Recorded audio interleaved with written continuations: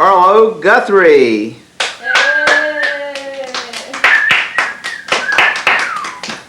Oh, that's my dressing room. Wait, one more thing. I want to introduce you to some of my things.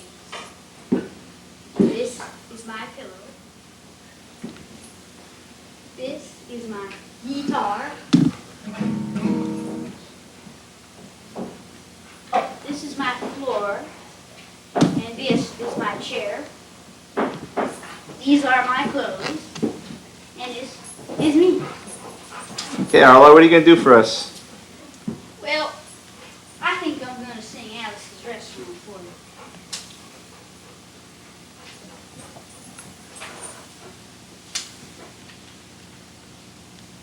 Actually, I'm going to tell it to you. Because I forgot how to play the guitar. Called Alice's Restaurant. It's about Alice and the restaurant. But Alice's Restaurant is not the name of the restaurant. That's just the name of the song. That's why I call the song Alice's Restaurant. Now it all started 2 Thanksgivings ago. It was on 2 years ago on Thanksgiving when my friend and I went up to visit Alice at the restaurant. But Alice doesn't live in the restaurant. She lives in the church nearby the restaurant in the bell tower.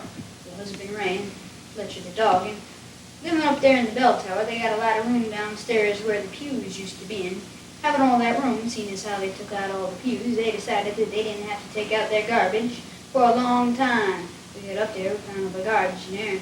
We decided it'd be a friendly gesture for us to take the garbage down to the city dump.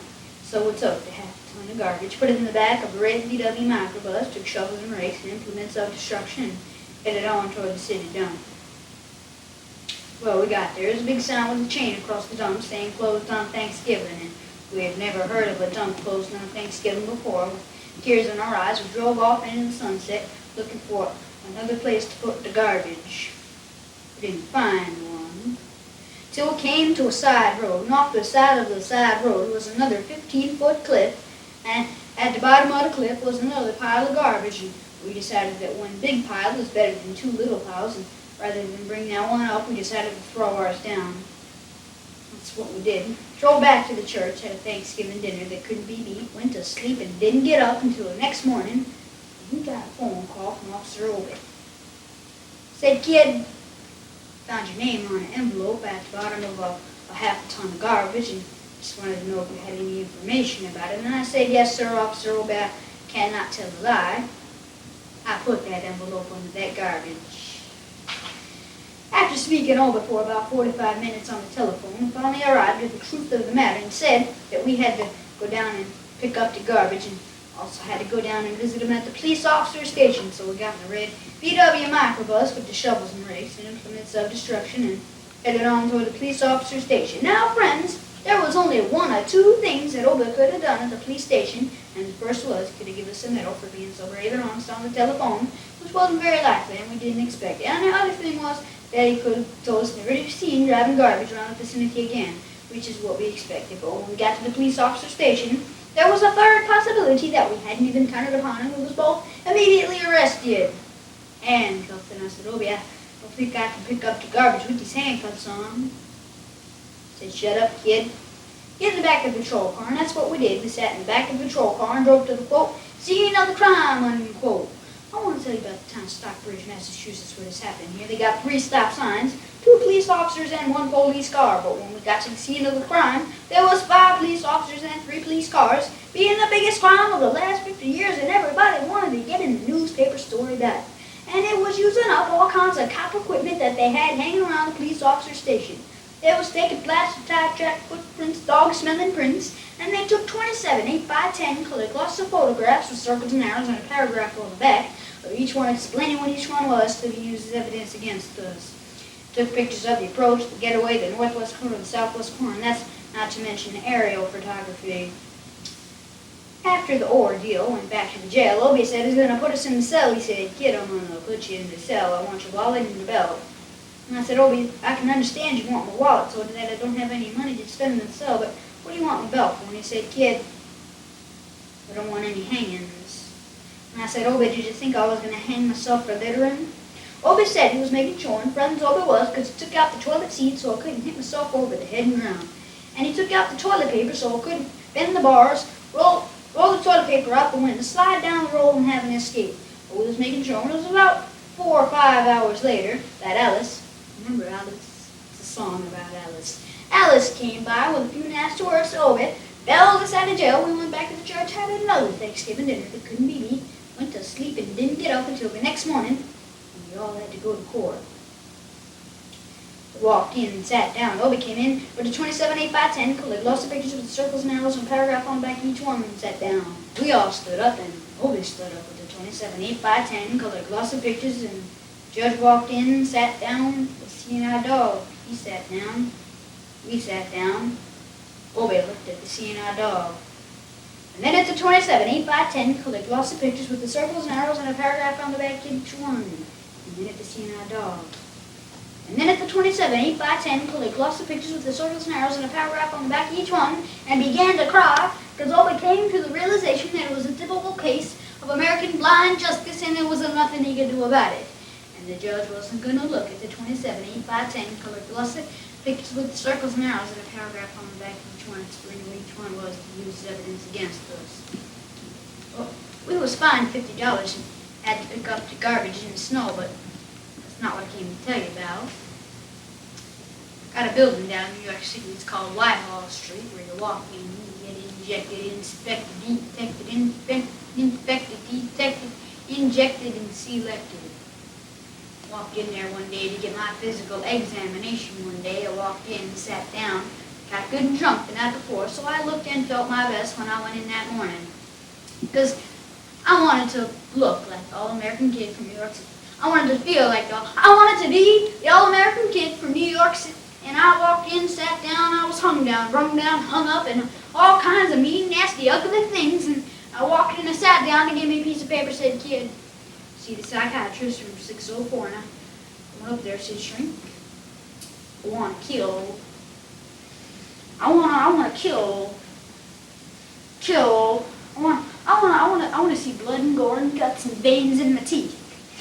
Deep, dead, and burnt bodies. I mean, kill. And I started jumping up and down, yelling, kill. And I started jumping up and down with me, and we was both jumping up and down, yelling, kill. And then Sergeant came over in the mills, sent me down the hall, said, "You're our boy." Didn't feel too good about it, and I proceeded on down the hall, getting more injections, inspections, detections, and all kinds of stuff that they was doing to me at the thing there. And I was there 2 hours, 3 hours, 4 hours. I was there for a long time, going through all kinds of mean, nasty, ugly things, and I was just having a tough time there. And they was injecting, inspecting every single part of me, and they was leaving no part untouched.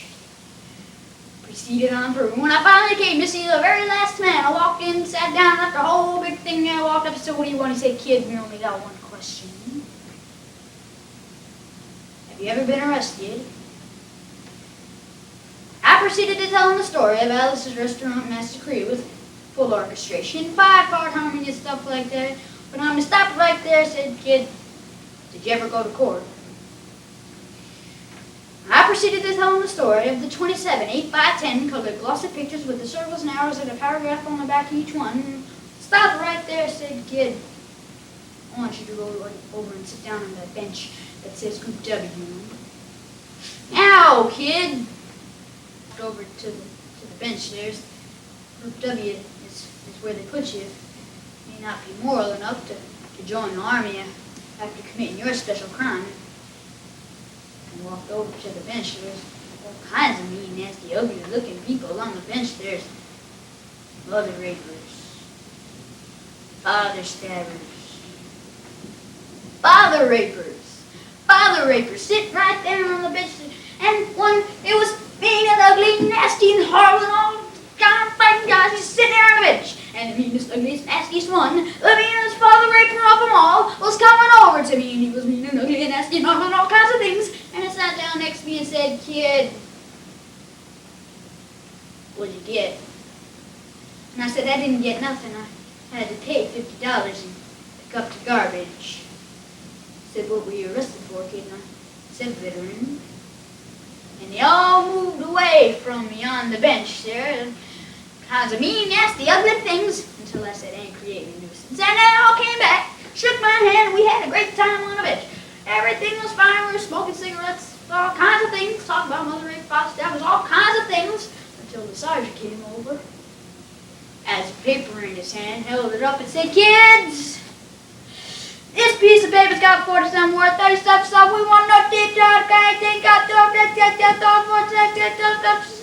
officers now out there talking for 45 minutes and nobody understood a word that it said, but we had fun filling out the forms and playing with the pencils on the bench there. I filled out the master decree with four-part orchestration and wrote it down there just like it was, and put down the pencil and turned over the piece of paper. And there on the other side, away from everything else on the other side, in parentheses, capital letters, quotated, read the following words. "Kid, have you rehabilitated yourself?" Walked up to the sergeant, said, "Sergeant, got a damn gall asked me if I rehabilitated myself. I mean, that's just, I'm sitting here on a bench. I'm sitting here on a Group W bench. You want to know if I'm well enough to join the army, burn women, kids' houses, and villages after being a litter bug?" Looked at me and said, "Kid, we don't like your kind. We're going to send your fingerprints off to Washington, friends. Somewhere in Washington, inside some little folder, studying black and white, of my fingerprints. And the only reason I'm singing the song now is because you may know somebody in a similar situation, or you may be in a similar situation, and if you're in a situation like that, there's only one thing you can do, is just walk into the shrink wherever you are. Walk in and say, 'Shrink, you can get anything you want at Alice's restaurant.' Walk out. One person, just one person does it, and they think he's really sick and it won't take him. And if two people do it, in harmony, I think they're both faggots and it won't take either of them. And if three people do it, can you imagine 3 people walking in, singing a bar, Alice's restaurant, and walking out?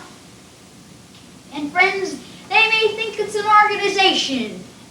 And can you imagine 50 people a day? I said 50 people a day walking in, singing a bar, Alice's restaurant, and walking out. And friends, they may think it's a movement. And that's what it is. The Alice's Restaurant Anti-Massacre Movement. And all you got to do to join is to sing it the next time it comes around on the guitar. With feeling. Down on the guitar here. See it when it does. You just kidding. Here it comes. You can get anything you want at Alice's restaurant. You can get anything you want at Alice's restaurant. Walk right in, it's around the back, just half a mile from the railroad track. You can get anything you want at Alice's restaurant. That was horrible. You want to end war and stuff, you gotta sing loud. I've been singing the song now for 25 minutes. I can sing for another 25 minutes. I'm not proud or tired. So we'll wait till it comes around again, and this time with 4-part harmony and feeling. We're just waiting for it to come around is what we're doing.